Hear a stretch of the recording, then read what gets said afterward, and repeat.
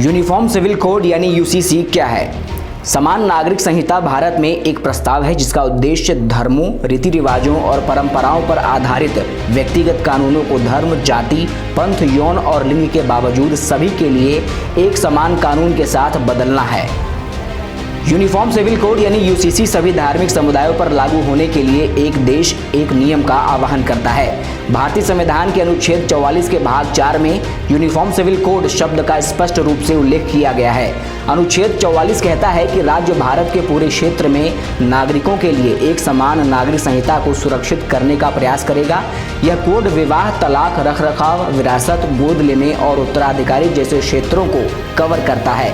यह कोड इस बात पर आधारित है कि आधुनिक सभ्यता में धर्म और कानून के बीच कोई संबंध नहीं है। अब जान लीजिए यूनिफॉर्म सिविल कोड क्यों है जरूरी। भारत में जाति और धर्म के आधार पर अलग अलग कानून और मैरिज एक्ट हैं। इसके कारण सामाजिक ढांचा बिगड़ा हुआ है। यही कारण है कि देश में यूनिफॉर्म सिविल कोड की मांग उठती रही है जो सभी जाति, धर्म, वर्ग और संप्रदाय को एक ही सिस्टम में लेकर आए। एक कारण यह भी है कि अलग अलग कानूनों के कारण न्यायिक प्रणाली पर भी असर पड़ता है। वर्तमान समय में लोग शादी, तलाक आदि मुद्दों के निपटारे के लिए पर्सनल लॉ बोर्ड ही जाते हैं। इसका एक खास उद्देश्य महिलाओं और धार्मिक अल्पसंख्यकों सहित अंबेडकर द्वारा परिकल्पित कमजोर वर्गों को सुरक्षा प्रदान करना है। साथ ही एकता के माध्यम से राष्ट्रवादी उत्साह को बढ़ावा देना है।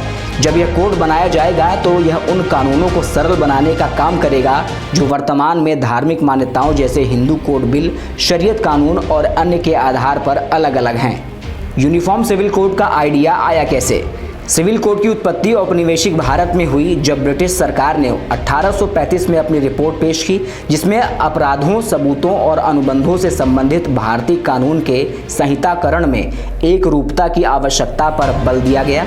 विशेष रूप से सिफारिश की गई कि हिंदुओं और मुसलमानों के व्यक्तिगत कानूनों को संहिताकरण के बाहर रखा जाए।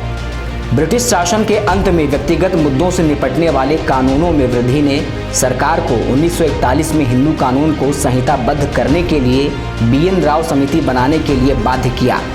हिंदू कानून समिति का कार्य सामान्य हिंदू कानूनों की आवश्यकता के प्रश्न की जांच करना था।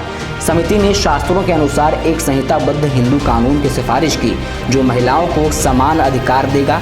1937 के अधिनियम की समीक्षा की गई और समिति ने हिंदुओं के लिए विवाह और उत्तराधिकारी की नागरिक संहिता की सिफारिश की।